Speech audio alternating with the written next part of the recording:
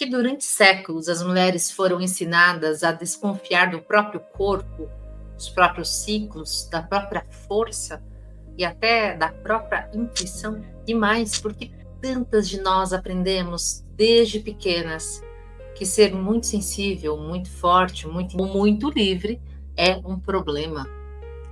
O que você talvez não saiba é que isso não começou com você. E muito menos começou na sua família. Existem milhares de anos de história moldando a forma como as mulheres veem a si mesmas.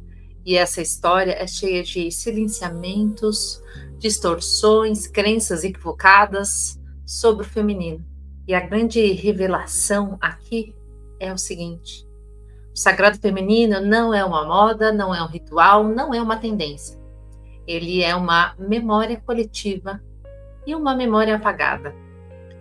Quando uma mulher recupera essa memória, ela recupera poder, autoestima, decisão e liberdade. O que você vai ver hoje não é uma aula de espiritualidade, mas uma aula de história, ciência, psicologia e transformação feminina. Talvez seja muito maior do que você pensou quando entrou aqui nesse vídeo. Então, para entender o sagrado feminino, precisamos voltar muito antes das religiões que dominam o mundo hoje. Antes das guerras, antes dos impérios, antes das bruxas serem queimadas, antes da palavra mulher ser associada à fragilidade. E aqui surge a primeira grande pergunta: como uma sociedade que reverenciava o feminino como força criadora passou a tratá-lo como ameaça?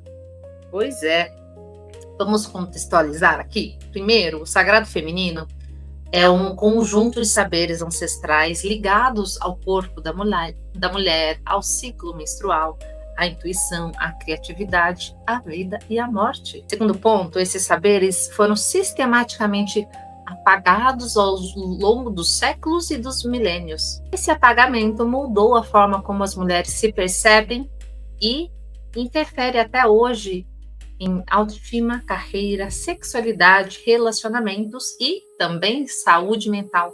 E a pergunta agora é: quem apagou essa história? Por quê? E como nós recuperamos isso agora?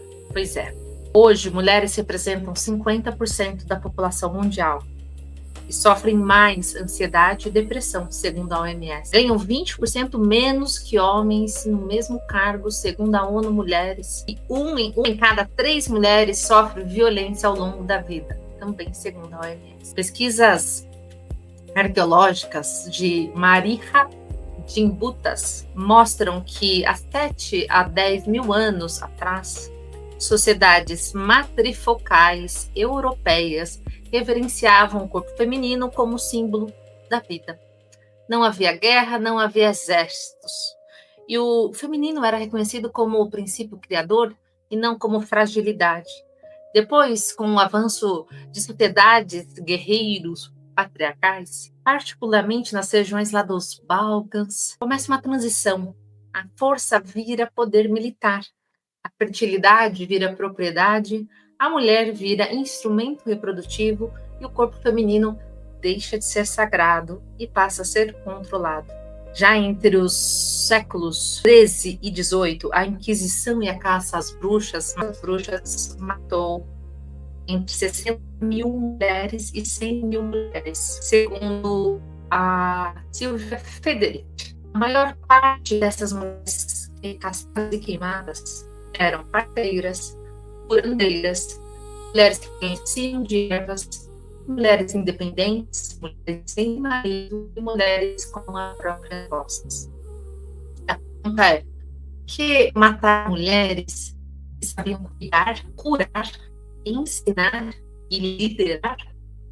Porque o conhecimento dava autonomia, e a autonomia feminina sempre representou risco para sistemas de poder masculinos. Existem algumas crenças equivocadas que foram construídas ao longo do tempo, que são as seguintes: mulher é emocional demais, menina tem que ser comportada, mulher que fala muito abandona, intuição não é confiável, o corpo da mulher é vergonhoso, o ciclo menstrual é uma sujeira. Para ser respeitada, eu tenho que me masculinizar. Nada disso nasceu espontaneamente. Tudo isso foi ensinado, foi criado e repassado. Agora, o que é o sagrado feminino de verdade? Não é um ritual místico, não é religião, não é um movimento da internet, não é um empoderamento. Ele é um resgate de uma memória. A memória de que o corpo feminino não é um problema a ser corrigido, mas uma potência a ser compreendida. Né? Hoje a gente tem pesquisadoras muito sérias que estudam sobre esse tema, como a própria Silvia Federici, que conta a história do corpo feminino e do capitalismo. Mariha Fimbutas, que é uma arqueóloga que traz o tema da arqueologia do feminino. A própria Clarissa Pinkola-Estés, que eu tanto amo, com a sua psicologia junguiana aplicada ao feminino. Bell Hooks, super famosa, adoro, que fala sobre gênero, amor e opressão. Temos também Judith Butler, que fala da construção social do gênero. Carol Gilligan, que traz a psicologia do desenvolvimento feminino. E Riane Eisler, não sei como fala isso exatamente, tá? Que trata de sociedades de parceria versus sociedade de dominação. Então, agora eu quero trazer aqui as causas do apagamento. Primeiro, uma construção de modelos patriarcais de poder. Depois, o controle da sexualidade feminina. Em terceiro lugar, vem a transformação do corpo da mulher. Em quarto, a perseguição histórica ao conhecimento feminino. Em quinto lugar, instituições religiosas e jurídicas que reforçaram as desigualdades. Em sexto, uma economia capitalista dependente da subvalorização do trabalho feminino. Inclusive, tem uma pesquisa que se o trabalho doméstico, o trabalho familiar, de cuidadoras, de empregadas domésticas, etc., todas as funções que uma mulher cumpre dentro da própria residência, fosse remunerado, geraria uma economia de mais de $1 trilhão. Busquem essa pesquisa. Agora eu quero falar do impacto atual, que é um problema real. Todos os sintomas modernos vêm desse apagamento histórico. Pois é. Falta de autoestima, medo de expressar opinião, vergonha do corpo, dependência emocional, violência simbólica, sobrecarga mental, silenciamento de emoções, desconexão com a própria intuição e a falta de pertencimento.